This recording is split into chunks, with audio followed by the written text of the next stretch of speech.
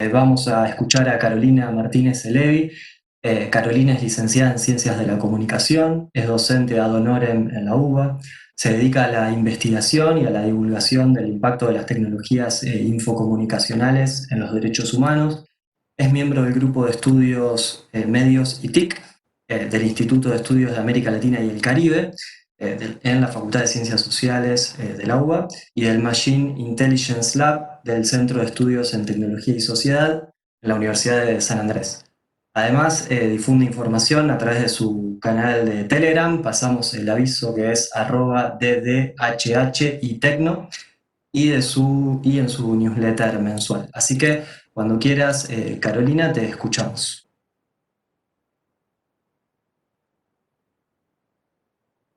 Hola,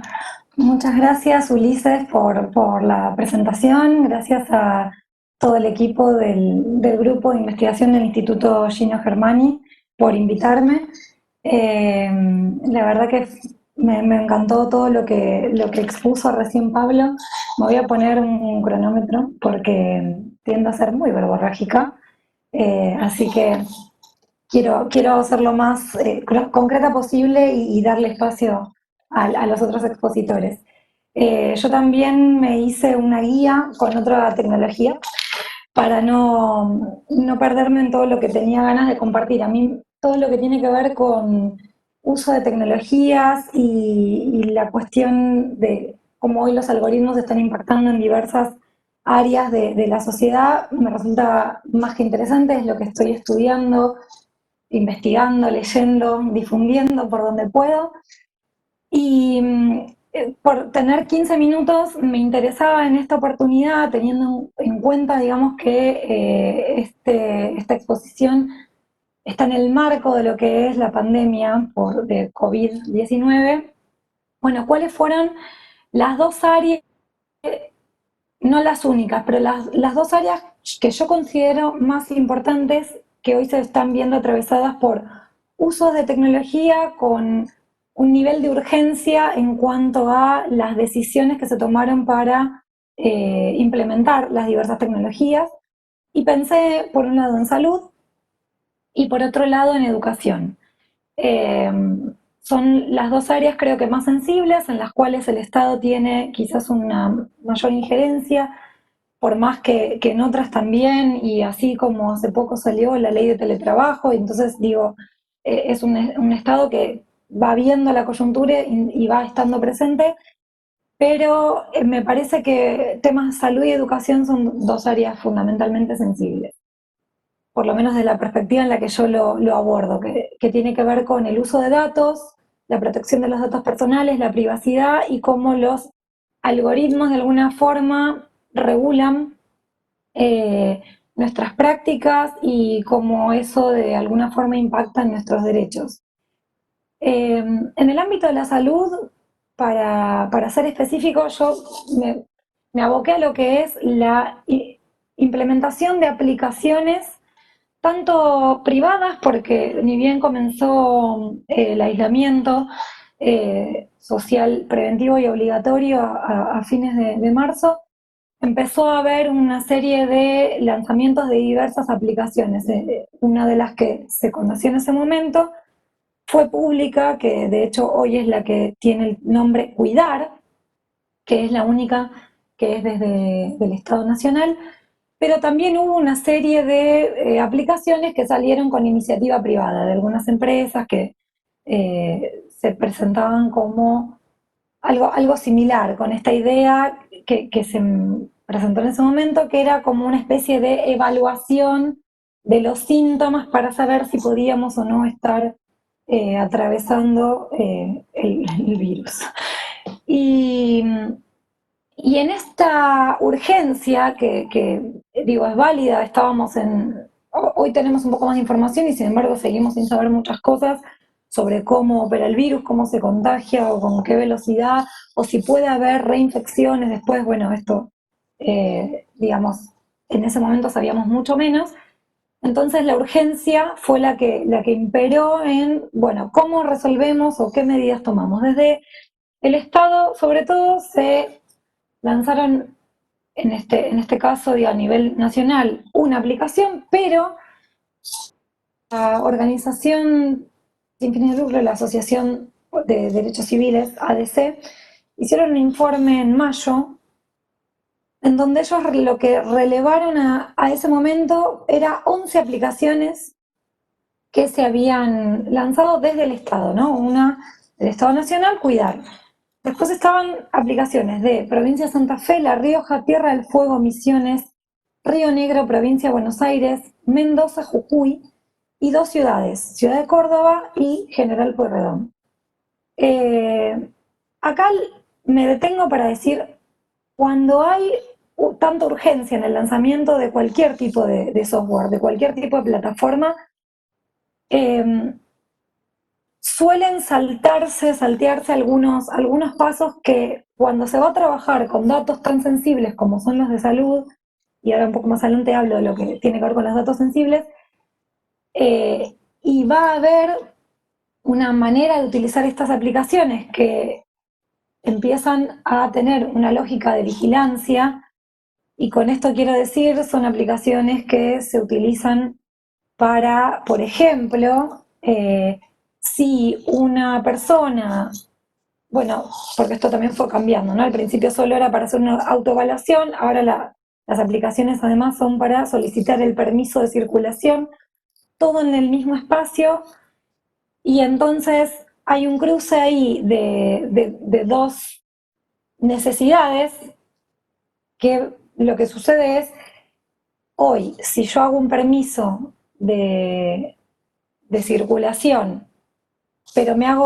vuelco mis datos y doy que tengo síntomas de tener COVID, la misma aplicación, ¿no? El mismo sistema da de baja el permiso de circulación. Esto es algo que fue diseñado así una vez que se actualizó la aplicación, por ejemplo, Cuidar, pero que no es la única. De hecho, Tierra del Fuego tiene también, en abril ya se había anunciado, tenía un sistema en donde el permiso para salir estaba dentro de la misma aplicación. Para quienes estaban en Tierra del Fuego tenían un permiso de 3 horas para salir, en donde la misma aplicación tenía como, se ponía en verde si estabas todavía autorizado, si ya había pasado el plazo se ponía en rojo, había todo como un manejo desde la aplicación de si podías o no circular, lo que pone a la persona en una situación de vulnerabilidad en este sentido de su privacidad, porque bueno, está permanentemente siendo controlado y vigilado, y en donde se le da la última decisión al sistema, ¿no? Digo, termina sucediendo que, en todo caso, casi como algo parecido, en un momento Pablo mencionó la frase, ¿no? Se cayó el sistema, hoy uno está muy acostumbrado a, bueno, si quiero ir a un cajero y de pronto el cajero no funciona, entonces no puedo, se va viendo privado de ciertas situaciones precisamente porque los sistemas, bueno, se caen y pareciera que no se puede a veces hacer nada, o hasta que no se puede hacer nada no hay plan B y entonces uno queda como por fuera. En este caso hay que tener en cuenta que cualquier aplicación, cualquier sistema, cualquier software, cualquier plataforma que va a ser utilizado para la vigilancia en el sentido justamente de monitorear la circulación de la población, por ejemplo, o para saber cuáles son las personas o en qué zona hay más contagios, por ejemplo, todo esto entra dentro de lo que tiene que ver con vigilancia, se tienen que tener en cuenta principios de necesidad, de razonabilidad y de proporcionalidad. Es decir, que la medida tecnológica utilizada sea necesaria, cumpla con una necesidad de acuerdo al objetivo que se está buscando con eso. Es decir, cuál es la necesidad que se pretende solucionar con esta tecnología, si efectivamente esta tecnología que se va a usar está cumpliendo con eso. Y proporcional también en el sentido de, bueno, ¿por cuánto tiempo vamos a utilizar esto? ¿Cuáles son los datos que se van a pedir? Porque en un comienzo la aplicación del Estado Nacional, por ejemplo, pedía una serie de datos personales junto con, si uno descargaba la aplicación en el celular, la aplicación móvil, muchos permisos que tenían que dársela automáticamente, hasta de acceso a la cámara, acceso a contactos, acceso al micrófono, y uno piensa en proporcionalidad, esta serie de permisos que entonces se le daban no tenían relación con el fin que tenía esa aplicación. Esto fue saldado después de que hubo algunas críticas a esto, pero hay algo, por ejemplo, que salió a raíz de un pedido de acceso a la información pública que hicieron desde el Observatorio de Derecho Informático Argentino, que se le hizo a la Secretaría de Innovación Pública, que es la encargada de la aplicación Cuidar, en donde desde la Secretaría, creo que de una subsecretaría es la respuesta, se explica que los datos almacenados, o sea, los datos que recaba la aplicación están almacenados en los servidores de la empresa Amazon, Amazon Web Services, en Estados Unidos, por ejemplo. Que esto, no me quiero poner técnica porque no, la verdad que no quiero aburrir y aparte no tiene mucho sentido, pero no va en línea con lo que dice nuestra ley de protección de datos personales, por ejemplo, que es que los datos de los ciudadanos tienen que estar alojados en servidores dentro de nuestra jurisdicción. Otro de los temas que a mí me interesaba, y me queda poco tiempo, así que este voy a ser un poco más breve, pero es el tema de la educación, y ahí no tanto por lo que quizás el mismo Estado ha decidido utilizar, aunque sí hace poco salió una plataforma, no puedo hablar de la plataforma Juana Manso porque yo no llegué a estudiarla en estos últimos días para ver cómo funcionaba, pero la gente que sé que la estuvo utilizando, algunos docentes me hablaron muy bien en términos también del uso de datos que expresaba, por lo menos en su política de privacidad. Pero algo que sí sucedió en estos meses, y también todo respondiendo a la urgencia, es el uso de los sistemas privativos, digo, como mencionó en su momento también Pablo. Por un lado puede ser por desconocimiento, por otro lado porque probablemente para muchos actores que formen parte del sistema educativo no sea tan fácil de pronto, de un día para el otro, implementar plataformas que desconozcan, pero sí es cierto que se expandió el uso de plataformas como Zoom, casi que se usa como un sinónimo de videoconferencia, cuando no es la única plataforma que existe como oferta. De hecho, las propuestas de software libre, como puede ser, por ejemplo, Jitsi, son fácilmente utilizables, pero se desconocen en el ámbito educativo en general, se desconoce hasta la existencia de esta plataforma. Lo mismo con el uso de Google Classroom también, o de la plataforma Microsoft Teams, para todo lo que tiene que ver con el tema de las tareas, la asignación de tareas para los estudiantes en escuelas. Estamos hablando de menores de edad, es decir, que estamos hablando de datos de menores de edad. Y lo mismo también para la universidad, pero ahí podemos ir por otro lado, ¿no? Pero lo mismo con la opción de Moodle, que es otra plataforma de software libre y que probablemente algunos docentes que lo conozcan lo hayan usado, pero ahí lo mismo, estamos hablando de dentro de una economía de datos en donde hoy por hoy los datos, por un lado, esto lo voy a bifurcar, por un lado estamos hablando de la privacidad fundamental para el desarrollo de personas, en este caso hablamos de niños, de niñas y adolescentes,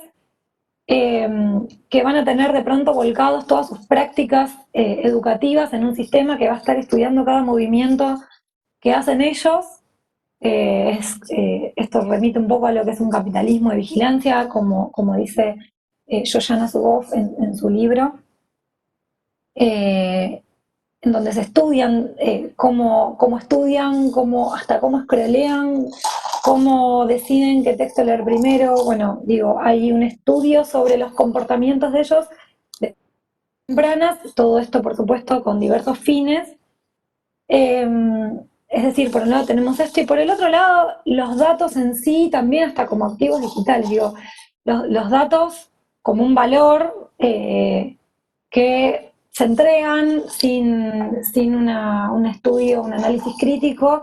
a la hora de decidir qué sistemas se van a utilizar para trabajar en la educación o en la salud, que son ámbitos públicos en donde el Estado tiene una importante injerencia. Y me parece que, digo, ahí como que el mayor extremo que uno puede pensar, y que creo que también va un poco ligado a esta idea de mientras menor confianza hay en la sociedad en general, mayor es la tecnología que se utiliza para vigilar, o mayor es la vigilancia a la que se recurre y a los sistemas de control. Y esto yo lo noté como quizás el sumum de la vigilancia por la desconfianza en los sistemas de reconocimiento facial, por ejemplo, propuestos para utilizar en la Universidad Nacional de Córdoba, el sistema Respondus, para, por un lado, poder controlar qué es lo que el estudiante ve en su pantalla a la hora de rendir una evaluación y, por otro lado, algo que uno a veces lo piensa y dice, ¿cómo puede ser pero que se piense realmente en hacer esto? Pero bueno, el uso de la tecnología de reconocimiento facial para grabar al estudiante mientras está realizando el examen y que un sistema intermediado, obviamente por algoritmos que van a estudiar la mirada, los comportamientos faciales, para detectar una conducta sospechosa, en el caso de, podría ser si se está copiando o algo similar. Cuando pienso en el tema de la pérdida de confianza, pienso en, bueno, yo soy docente también universitaria, en nuestra cátedra, en la cátedra de datos en la Universidad de Buenos Aires, una de las cosas que nosotros planteamos es no utilizar de ningún modo algún sistema que pueda poner a los estudiantes en esa posición y sí, en todo caso, pensar la forma de evaluar sin, en todo caso, que sea tan fácil para el estudiante copiar, digo, que sea un examen que no necesite de eso y entonces uno confiar en que el resultado, lo que entregue el estudiante va a ser producto de un proceso que haya atravesado de estudio, de aprendizaje. Con esto me interesa cerrar la exposición, perdón que me pasé unos segundos, pero era un poco también la idea de pensar salud, educación y las tecnologías eh, siempre desde el Estado, que no se recaigan tecnologías de vigilancia por una falta de confianza en la sociedad. Gracias.